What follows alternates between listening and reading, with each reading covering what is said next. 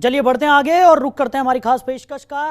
तो जिसका इंतजार पूरे उत्तर प्रदेश को था, सभी सियासी दलों को था, राजनीति के जानकारों को था, तमाम पत्रकारों और शुभचिंतकों को और आलोचकों को था, वो इंतजार अब खत्म हो गया। आखिरकार लंबे इंतजार के बाद यूपी का कोई मुख्यमंत्री चुनावी मैदान में ताल ठोकेगा। अब तो आप समझ गए होंगे हम किसकी बात कर रहे हैं। हम बात कर रहे हैं यूपी के मुखिया योगी आदित्यनाथ की, जिन्हें बीजेपी ने यूपी चुनाव के लिए गोरखपुर से पार्टी का प्रत्याशी बनाया है। इससे पहले आखिरी बार जिस नेता ने सीएम रहते हुए चुनावी मैदान में ताल ठोकने का ऐलान किया था वो थे अब के रक्षा मंत्री राजनाथ सिंह, जिन्होंने हैदरगढ़ सीट से 2002 में चुनाव लड़ा और जीत दर्ज की, लेकिन पार्टी को हार झेलनी पड़ी थी। इसके बाद यूपी में ऐसा ट्रेंड आया कि 2007 में ना तो मुलायम सिंह, 2012 में ना तो मायावती और 2017 में ना तो अखिलेश यादव किसी ने प्रत्यक्ष तौर पर चुनावी मैदान में जाने की ओर विचार भी नहीं किया।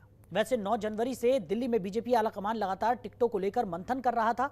बीजेपी के दिग्गज नेता लगातार सही और जिताऊ उम्मीदवार खड़ा करने के लिए चर्चाएं कर रहे थे। 4 दिन के लंबे और गहन विचार विमर्श के बाद आज बीजेपी ने 107 उम्मीदवारों की सूची जारी की, लेकिन उनमें जो सबसे बड़े नाम थे वो थे सीएम योगी आदित्यनाथ और डिप्टी सीएम केशव प्रसाद मौर्य के। माना जा रहा था कि योगी आदित्यनाथ अयोध्या या मथुरा से चुनाव लड़ सकते हैं, लेकिन सभी पूर्वानुमानों और कयासों के उलट योगी आदित्यनाथ को उनकी कर्म भूमि और गढ़ गोरखपुर शहर से टिकट दिया गया है। वहीं केपी मौर्य को कौशाम्बी के सिराथू से उम्मीदवार बनाया गया है। यानी बीजेपी ने योगी आदित्यनाथ और केपी मौर्य को चुनावी मैदान में उतारकर साफ कर दिया कि वो पूरे दमखम के साथ चुनावी मैदान में उतरेगी। साथ ही 20 विधायकों का टिकट काटकर बीजेपी ने यह भी संदेश देने की कोशिश की है कि जो काम नहीं करेगा उसको टिकट नहीं मिलेगा।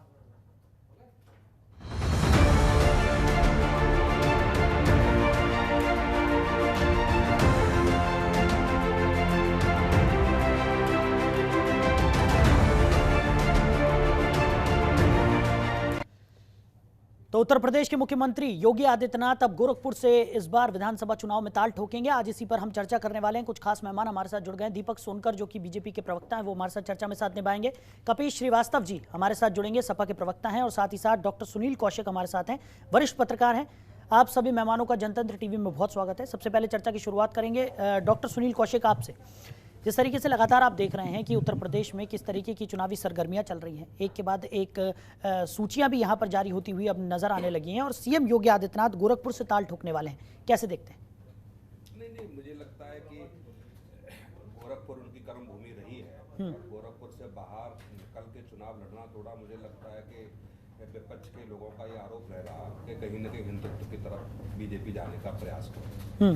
अगर गोरखपुर से मुख्यमंत्री चुनाव लड़ते हैं तो मुझे लगता है कि विपक्ष को कहने को नहीं बचेगा कि ये जो 2022 का चुनाव है तो हिंदू बनाम मुस्लिम होने जा रहा है, क्योंकि जिस तरीके से अयोध्या से कयास लगाए जा रहे थे और ये कहीं न कहीं बातें निकल के आ रही थी कि श्री राम मंदिर के नाम पर कहीं न कहीं चुनाव लड़ा जाएगा, श्री राम जी को चुनावी मुद्दा बनाया जाएगा, ये सारी चीजें थी। कहीं मथुरा की बात आई तो मथुरा से भी यही कयास विपक्ष लोगों का आरोप था। तो ये गोरखपुर से सुनील जी वापस लौटूंगा मैं आपके पास। आपकी आवाज ठीक ढंग से हम तक नहीं पहुंच पा रही, दोबारा वापस आपके पास लौटूंगा। दीपक सोनकर जी का रुख करते हैं, प्रवक्ता है भारतीय जनता पार्टी के। दीपक जी, जिस तरीके से सीएम योगी आदित्यनाथ को अब गोरखपुर की कमान यहां पर दे दी गई है, जिस तरीके से लगातार कयास लगाए जा रहे थे कि वो मथुरा से या फिर अयोध्या से चुनाव लड़ सकते हैं, लेकिन ठीक उसके उलट उनकी कर्म भूमि और उनके गढ़ की अगर बात करें तो गोरखपुर से वो चुनावी ताल ठोकते हुए नजर आएंगे। क्या उद्देश्य, क्या रणनीति के तहत ये बड़ा फैसला यहां पर लिया गया?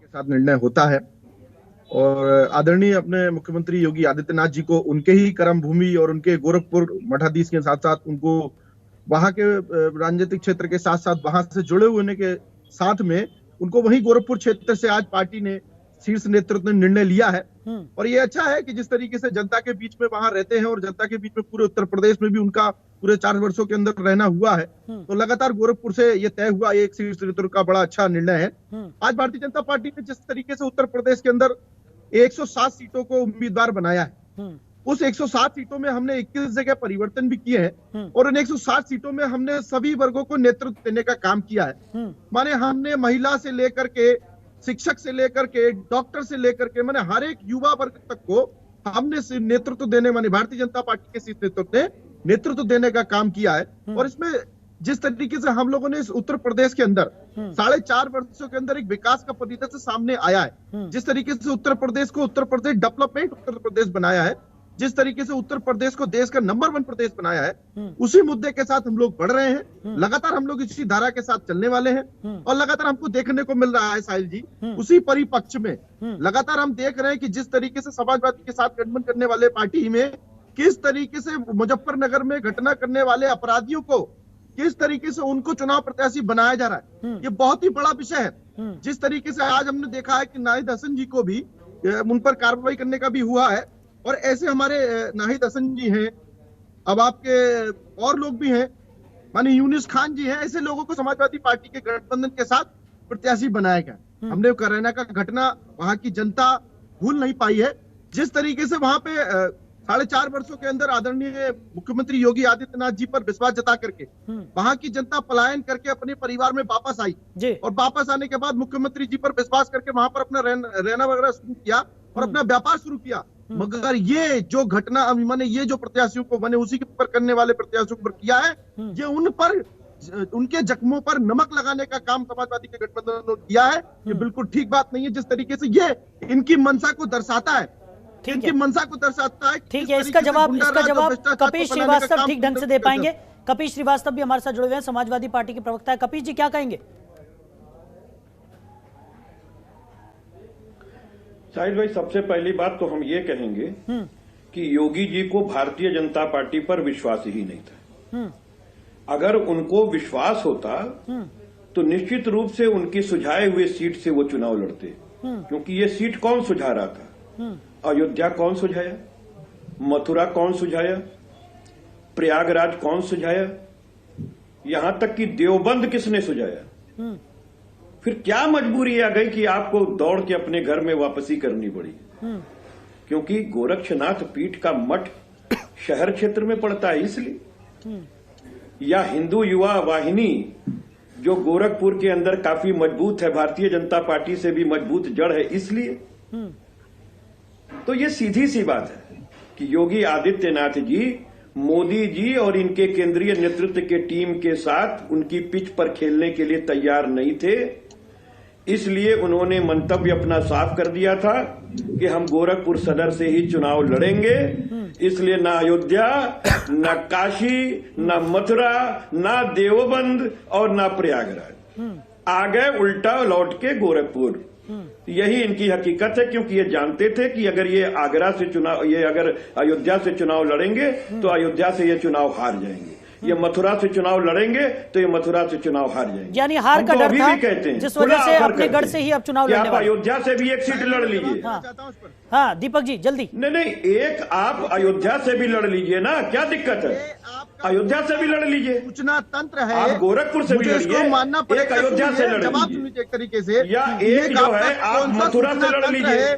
अगर आज वो अयोध्या तो ये दोनों जगह से लड़ने के लिए तैयार नहीं धर्म की राजनीति, और ये साफ बात है कि भारतीय जनता पार्टी और इनके में 36 का आंकड़ा है, ये हिंदू युवा वाहिनी के बगैर जीत ही नहीं सकते हैं। इसलिए ये हिंदू युवा वाहिनी की वजह से चले आए हैं। और हिंदू युवा वाहिनी किस तरीके की आतंकवादी धरती पर उठती है ये तो सबको मालूम है, क्योंकि इन लोगों को बिना दंगा कराए तो अच्छा लगता नहीं है। ये दंगेबाजों की पार्टी है। संगीत सोम को आखिर इसने दिया कि नहीं? भारतीय जनता पार्टी ने, वो दंगेबाज है, संगीत सोम दंगेबाज है, उसको दिया कि नहीं दिया आखिर सरकार से? ठीक है, एक एक करके मुख्य अभियुक्त कौन है? ठीक है कपिश जी, दीपक जी। मुजफ्फरनगर दंगे का मुख्य अभियुक्त को ये चुनाव में टिकट दे रहे हैं और खिलाफ दूसरे दलों की बकार रहे हैं। नहीं ऐसे जिस तरीके से कि किसी पे FIR दर्ज होगी तो उसके ऊपर गैंगस्टर लगा दोगे, इसमें कौन सी भैया कपिल जी जिस तरीके से उत्तर प्रदेश में कानून राज व्यवस्था को ठीक करने का काम किया है, जहां लोगों पर अत्याचार किए जा रहे थे। ठीक है कपिल जी, दीपक जी इस तरीके से चर्चा आगे नहीं बढ़ पाएगी। यहाँ एक छोटे से ब्रेक के लिए मैं रुकूंगा, उसके बाद वापस लौटेंगे। तो वक्त हो चला है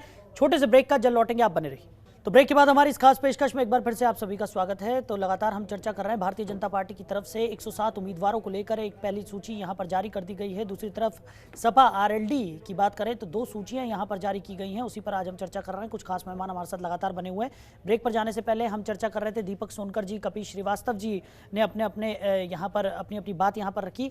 डॉक्टर सुनील कौशिक, आपने दोनों ही प्रवक्ताओं को यहाँ पर सुन लिया और आरोप प्रत्यारोप का कोई भी मौका किसी भी राजनीतिक दल की तरफ से बिल्कुल नहीं छोड़ा जा रहा है। एक दूसरे पर लगातार आरोप प्रत्यारोप यहाँ पर लगाए जा रहे हैं। उस लिहाज से चर्चा करना भी बहुत ज़्यादा मुश्किल यहाँ पर हो जाता है। लेकिन अगर ठीक ढंग से अगर हम बात करें और लगातार हम जिस तरीके से समीकरण देख रहे हैं, वरिष्ठ पत्रकार आप हैं, राजनीति की अच्छी खासी समझ रखते हैं, सीएम योगी आदित्यनाथ गोरखपुर से ताल ठोकने वाले हैं, कैसे देखते हैं? और जिस तरीके से अभी आपने सुना, कपिल श्रीवास्तव ने कई तरह के आरोप यहाँ पर लगाए, क्या कहेंगे आप? देखो, कभी भी मुख्यमंत्री जी ने अपने मुंह से ये नहीं कहा कि मैं अयोध्या या मथुरा से चुनाव लड़ूंगा। बार बार मीडिया के पूछने के बावजूद उन्होंने ये कहा कि जहां से पार्टी चुनाव लड़ाएगी वहां से मैं कार्यकर्ता के रूप में निर्देश मानते हुए चुनाव लड़ूंगा। लेकिन ये मैं जरूर कह सकता हूं कि यदि अयोध्या या मथुरा से चुनाव लड़ते तो ये विपक्ष हिंदू और मुस्लिम चुनाव होने का आरोप जरूर लगाता। और जो हिंदू और मुस्लिम का यदि आरोप लगाता तो न विकास की बात हो पाती, न जहां जिस तरीके से सरकार पे आरोप लग रहे हैं वो सब आरोपों को निराधार मानते हुए मैं कह रहा हूँ साइड में होकर के हिंदू बनाम मुस्लिम ये इलेक्शन होता। जी। और ये विपक्ष को स्वागत करना चाहिए कि वो ऐसी जगह से चुनाव लड़ रहे हैं जहां हिंदू मुस्लिम होने की कहीं गुंजाइश नहीं है। तो निश्चित तौर से एक कार्यकर्ता के रूप में मुख्यमंत्री ने जहां सिरोधार्य किया है कि जहां से चुनाव लड़ेगा वहां से चुनाव लड़ा रही है पार्टी। ये तो अखिलेश जी ने भी कहा। अखिलेश जी से सब सवाल पूछा गया तो अखिलेश जी ने भी यही कहा कि जहां से पार्टी चुनाव लड़ाएगी वहां से मैं चुनाव लड़ूंगा। ये एक अच्छी बात है, यही लोकतंत्र में होना चाहिए कि जहां पार्टी निर्देश करे वहां से चुनाव लड़ना चाहिए। लेकिन मैं फिर कह सकता हूं कि गोरखपुर से चुनाव लड़ाना कहीं न कहीं बीजेपी की अंदरूनी लड़ाई की वजह से गोरखपुर से टिकट दिया गया है। गोरखपुर से टिकट देकर करके ये पार्टी में जो घमासान अंदर का था, आप देखिए कि तमाम नेताओं के छोड़ने के बावजूद भी ऊपर के किसी वरिष्ठ राष्ट्रीय स्तर के नेता ने आकर के मीडिया के सामने कोई बात नहीं की। इस समय अमित शाह जी कहाँ हैं? गुजरात के दौरे पे हैं, 2 दिन के दौरे पर हैं। दूसरी बात और एक और मैं छिपी हुई बात बताऊं कि जिन लोगों ने भी पार्टी छोड़ी, जो भी मंत्री थे, उन पे बीजेपी में लाने वाला कौन व्यक्ति था, ये भी बीजेपी को सोचना पड़ेगा। और मैं समझ सकता हूं कहीं न कहीं कि बीजेपी को जिन लोगों ने छोड़ा है वो बीजेपी का वो वरिष्ठ नेता है जिनके इशारे पर यह किया जा रहा है और ये संदेश देने का प्रयास किया जा रहा है कि केवल और केवल गुजरात लॉबी की चलेगी। इसके अलावा किसी ने भी चलाने का प्रयास किया तो जो हस्त्र पिछले 3 दिन में देखने को मिला वही हस्त्र बीजेपी के उत्तर प्रदेश का होगा। दूसरी बात, गोरखपुर जाने का मतलब आप समझिए, गोरखपुर गए, जिस तरीके से वहां से वार्ता हो रही है, क्या दिल्ली में आने के बाद कोई ऐसा निर्णय लिया गया? जिस तरीके से सूची थी कि योगी जी भी 200 से ऊपर के विधायकों की लिस्ट लेके घूम रहे हैं, कह रहे हैं इन लोगों को टिकट दी जाए। दूसरी बात, तमाम विधायकों की टिकट काटने की जो मैंने देखा और समीक्षा की वरिष्ठ नेताओं की, आज जो लिस्ट जारी हुई है उसमें कम से कम 20 से 30 चेहरे ऐसे हैं जिनकी टिकट कटनी थी, उनको दोबारा टिकट क्यों दिया गया? ये भी एक सवाल पैदा होता है, क्या योगी जी को हराने का षड्यंत्र है, बीजेपी को हराने का षड्यंत्र है, या योगी जी को कमजोर करने का षड्यंत्र है?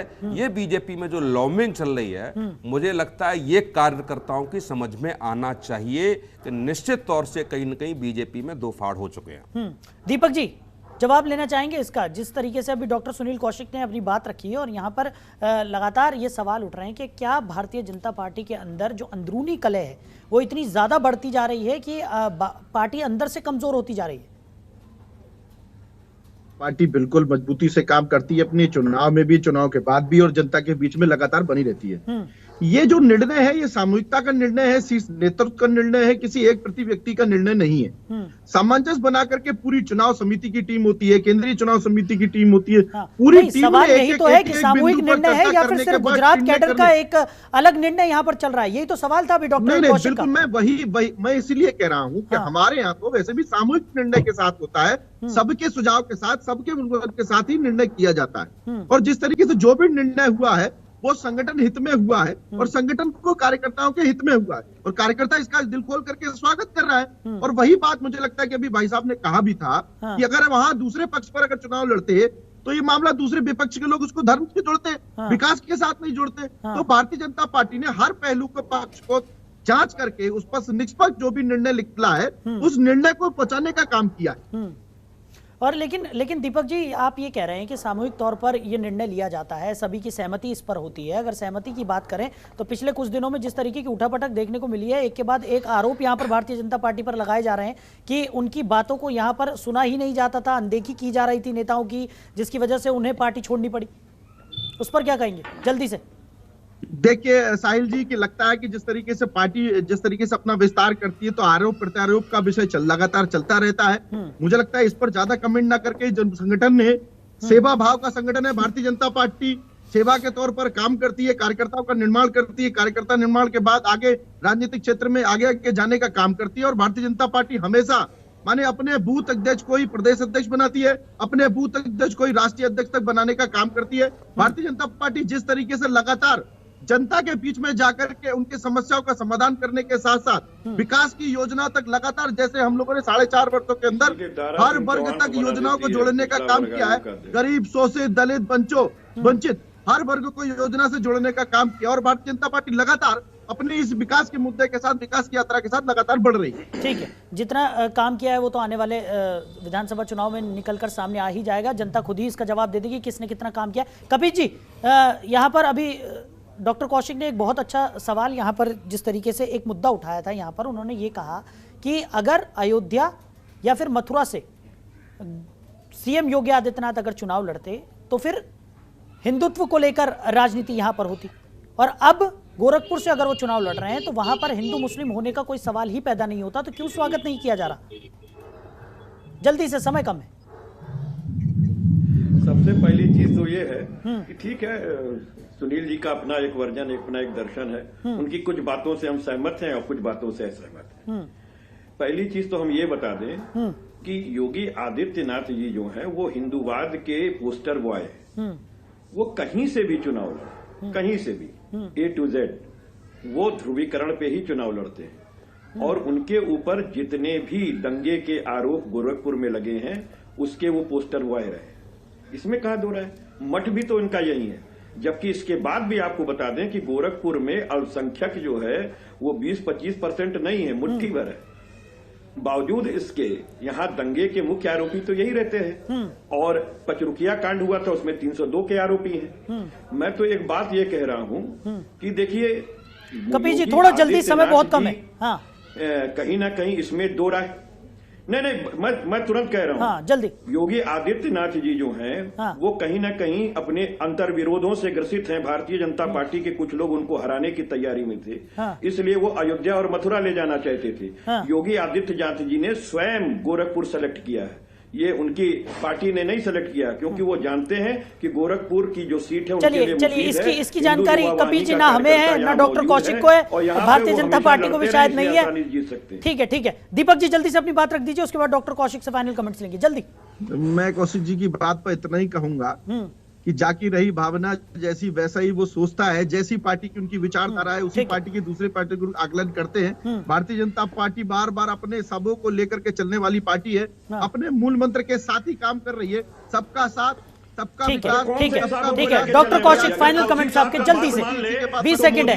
ठीक है कपिल जी, दीपक जी, समय नहीं है हमारे पास। वो हिंदुत्व की पिच पर लड़ा गया चुनाव था। ठीक है कपिल जी, मोदी जी जो है बनारस में बैठे। ठीक है कपिल जी, दीपक जी शांत हो जाइए आप।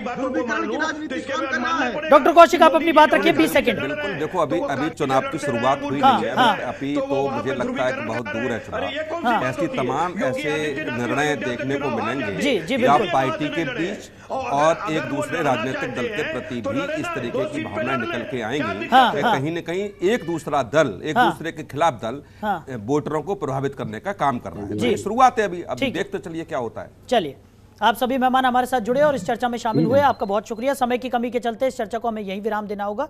तो सीएम योगी आदित्यनाथ अब गोरखपुर से ताल ठोकने वाले हैं, इसका कितना फायदा भारतीय जनता पार्टी को होता है और विपक्षियों की जिस तरीके की प्रतिक्रियाएं निकलकर सामने आ रही हैं, आने वाले समय में और किस तरीके की प्रतिक्रियाएं सामने आती है देखने वाली बात होगी। फिलहाल इस खास पेशकश में मेरे साथ इतना ही। आप बने रहिए और देखते रहिए जनतंत्र टीवी। नमस्कार। खबरों के निष्पक्ष विश्लेषण के लिए सब्सक्राइब करें जनतंत्र TV and press the bell icon.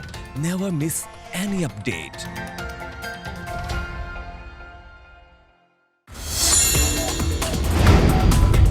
Download the Janatantra TV app, available on Google Play and App Store. Download it now.